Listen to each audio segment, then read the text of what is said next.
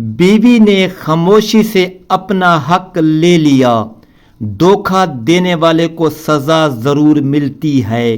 کامران کی عمر 28 سال تھی جب اس کی شادی ہوئی۔ وہ لاہور کے ایک متوسط گھرانے کا لڑکا تھا، دیکھنے میں ٹھیک ٹھاک، بات کرنے میں چالاک، لیکن اندر سے خود غرض۔ اسے ہمیشہ لگتا تھا کہ دنیا اس کے لیے بنی ہے اور باقی سب اس کی خدمت کے لیے۔ اس کی بیوی نمرا ایک سیدھی سادی لڑکی تھی، ملتان کے ایک چھوٹے سے گاؤں سے آئی تھی۔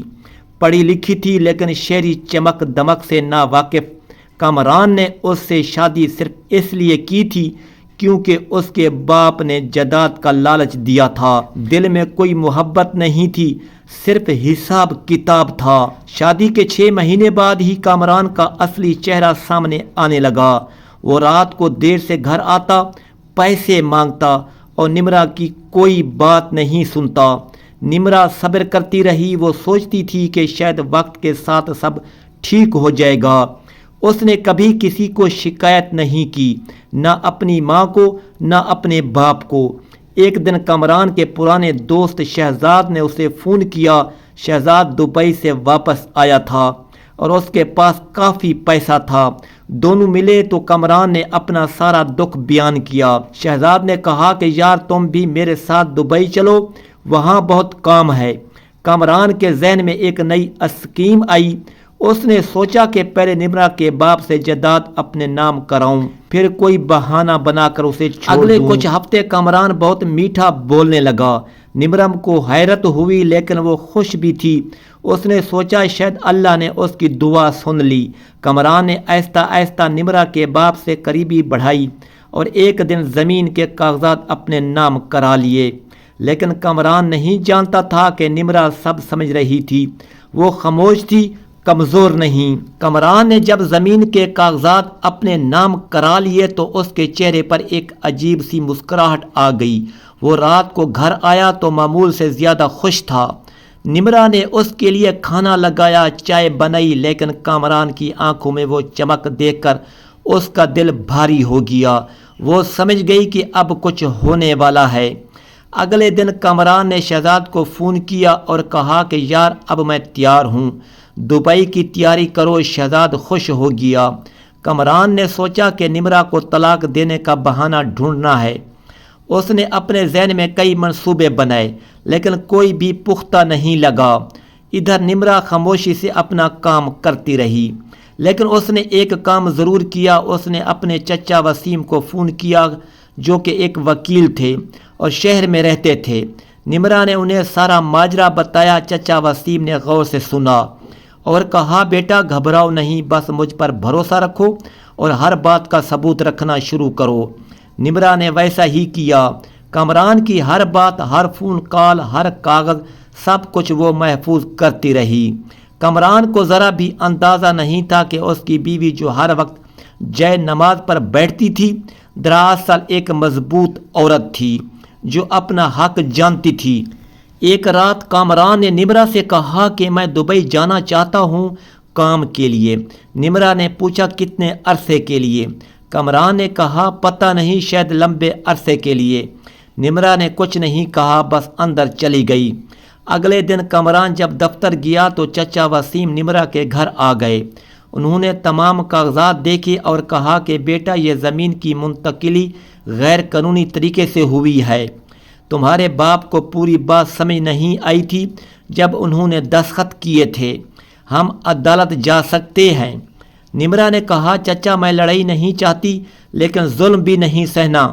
چچا وسیم مسکرائے اور بولے بیٹا ظلم سہنا اور ظلم قبول کرنا دو الگ چیزیں ہیں۔ تم نے ظلم سہا ہے لیکن اب قبول نہیں کرنا۔ شام کو جب کامران گھر آیا تو دروازے پر ایک لفافہ رکھا تھا۔ اس نے کھولا تو عدالتی نوٹس تھا۔ کامران کے ہاتھ کانپنے لگے۔ اس نے نمرا کو آواز دی لیکن گھر میں سناٹا تھا۔ نمرا جا چکی تھی۔ کامران کرسی پر بیٹھ گیا۔ اس نے سوچا تھا کہ وہ چالاک ہے لیکن آج پہلی بار اسے احساس ہوا کہ اصل چالاکی دھوکہ دینا نہیں بلکہ صبر سے اپنا حق لینا ہوتا ہے۔ کامران ساری رات نہیں سویا۔ عدالتی نوٹس اس کے ہاتھ میں تھا اور ذہن میں طرح طرح کے خیالات آ رہے تھے۔ اس نے شہزاد کو فون کیا اور سارا ماجرا بتایا۔ شہزاد نے کہا یار تم نے یہ کیا کر لیا، اب عدالت میں جاؤ گے تو سب کچھ سامنے آ جائے گا۔ کامران نے فون بند کر دیا اور سوچنے لگا کہ اب کیا کیا جائے۔ صبح ہوئی تو کامران اپنے ایک جانے والے وکیل طارق کے پاس گیا۔ طارق نے کاغذات دیکھے اور سارے ہلاتے ہوئے کہا کہ یار یہ معاملہ آسان نہیں ہے، اگر واقعی زمین کی منتقلی میں کوئی غلطی ہوئی ہے تو عدالت فیصلہ نمرا کے حق میں کر سکتی ہے۔ کامران نے پوچھا کوئی راستہ ہے؟ طارق نے کہا ایک ہی راستہ ہے، نمرا سے بات کرو اور معاملہ عدالت سے باہر نمٹاؤ۔ کامران کو یہ بات پسند نہیں آئی لیکن کوئی چارہ نہیں تھا۔ اس نے نمرا کے چچا وسیم کو فون کیا اور ملنے کی درخواست کی۔ چچا وسیم نے کہا ٹھیک ہے، کل صبح دفتر آ جاؤ۔ اگلی صبح کامران چچا وسیم کے دفتر پہنچا، وہاں نمرا بھی بیٹھی تھی۔ کامران نے نمرا کو دیکھا تو اسے عجیب سا لگا۔ نمرا کے چہرے پر نہ غصہ تھا نہ آنسو، بس ایک سکون تھا جو کامران نے پہلے کبھی نہیں دیکھا تھا۔ چچا وسیم نے کہا کامران صاحب بات سیدھی ہے، زمین کی منتقلی کے کاغذات میں واضح غلطی ہے اور ہمارے پاس ثبوت ہے۔ عدالت میں جائیں گے تو نتیجہ آپ کے خلاف جائے گا اور ساتھ میں آپ کی ساکھ بھی خراب ہوگی۔ کامران نے نمرا کی طرف دیکھا اور کہا نمرا میں معافی مانگتا ہوں، مجھ سے غلطی ہوئی۔ نمرا نے جواب دیا کامران معافی مانگنا آسان ہے لیکن میں نے تمہاری آنکھوں میں وہ نیت دیکھی ہے جو کبھی بدلتی نہیں۔ چچا وسیم نے دونوں کو چپ کرایا اور کہا کہ ہماری شرط یہ ہے کہ زمین واپس ہو، نمرا کا حق مہر ادا ہو اور طلاق باعزت طریقے سے ہو۔ اگر یہ تین شرطیں مانتے ہو تو عدالت نہیں جائیں گے۔ کامران کے پاس کوئی جواب نہیں تھا۔ اس نے سوچا تھا کہ وہ سب کو بے وقوف بنائے گا لیکن آج وہ خود پھنسا ہوا تھا۔ اس نے آہستہ سے کہا ٹھیک ہے، مجھے منظور ہے۔ دفتر سے باہر آ کر کامران گاڑی میں بیٹھا اور اس کی آنکھیں بھر آئیں۔ اسے پہلی بار احساس ہوا کہ اس نے کیا کھویا ہے۔ نمرا ایک سیدھی سادی لڑکی نہیں تھی، وہ ایک باوقار عورت تھی جس نے بغیر شور مچائے اپنا حق لے لیا۔ ادھر نمرا دفتر سے نکلی تو اس کی آنکھوں میں آنسو تھے، لیکن یہ دکھ کے آنسو نہیں تھے، یہ سکون کے آنسو تھے۔ اس نے آسمان کی طرف دیکھا اور دل میں شکر ادا کیا۔ وقت گزرتا رہا، کامران نے تینوں شرطیں مان لی تھی، زمین واپس ہو گئی، حق مہر ادا ہو گیا اور طلاق کے کاغذات بھی مکمل ہو گئے۔ جس دن طلاق ہوئی اس دن بارش ہو رہی تھی۔ نمرا نے کھڑکی سے باہر دیکھا تو آسمان سے پانی گر رہا تھا، جیسے آسمان بھی آج کچھ دھو دینا چاہتا ہو۔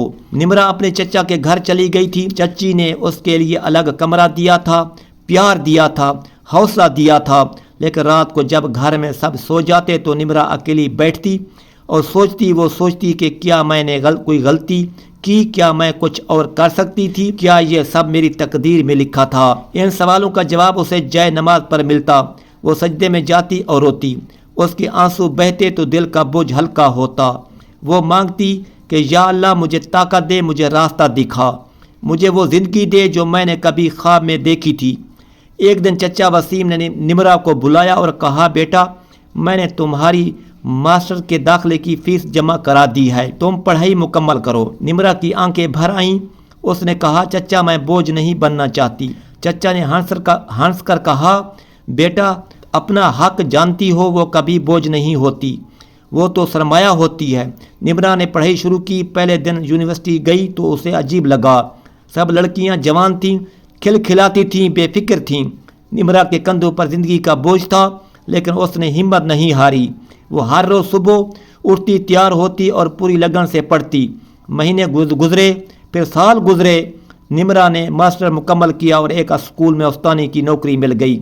جس دن پہلی تنخواہ ملی اس دن وہ سیدھی گھر آئی، چچا چچی کے قدموں میں بیٹھ گئی اور زار و قطار رونے لگی۔ چچی نے اسے گلے لگایا اور کہا بیٹا یہ آنسو کیسے ہیں؟ نمرا نے کہا چچی یہ شکر کے آنسو ہیں، دکھ کے نہیں۔ ادھر کامران کا کیا ہوا؟ کامران دبئی چلا گیا۔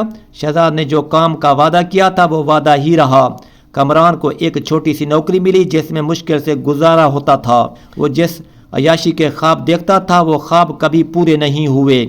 ابا نے جائیداد کا جو وعدہ کیا تھا وہ بھی پورا نہیں ہوا، کیونکہ ابا کو جب کامران کی اصلیت معلوم ہوئی تو انہوں نے منہ پھیر لیا۔ ایک رات کامران دبئی کے ایک چھوٹے سے کمرے میں اکیلا بیٹھا تھا۔ بیر شہر کی روشنیاں تھیں لیکن اس کے اندر اندھیرا تھا۔ اس کے ذہن میں نمرہ کا چہرہ آیا، وہ سکون جو اس کے چہرے پر تھا۔ جب وہ چچا کے دفتر میں بیٹھی تھی، کامران کو پہلی بار سمجھ آیا کہ وہ سکون پیسوں سے نہیں ملتا، وہ سکون نیت کی صفائی سے ملتا ہے۔ اس نے فون اٹھایا اور اپنی ماں کو کال کی۔ اماں نے فون اٹھایا تو کامران کی آواز رند گئی۔ اس نے کہا، اماں میں نے بہت بڑی غلطیاں کی ہیں۔ اماں نے کہا، بیٹا جو ہو گیا سو ہو گیا، اب سیدھا چلو۔ کامران نے آنکھیں بند کی اور آنسو گال پر بہہ گئے۔ نمرہ کو اس بات کی خبر ملی تھی۔ وہ اس رات اپنے کمرے میں بیٹھی اپنے طالب علموں کے پرچے چیک کر رہی تھی۔ اس کے چہرے پر مسکراہٹ تھی، کھڑکی سے ٹھنڈی ہوا آ رہی تھی اور دور کہیں اذان کی آواز گونج رہی تھی۔ نمرہ نے قلم رکھا، آنکھیں بند کیں اور دل میں کہا، یا اللہ شکر ہے تو نے مجھے ٹوٹنے سے بچا لیا۔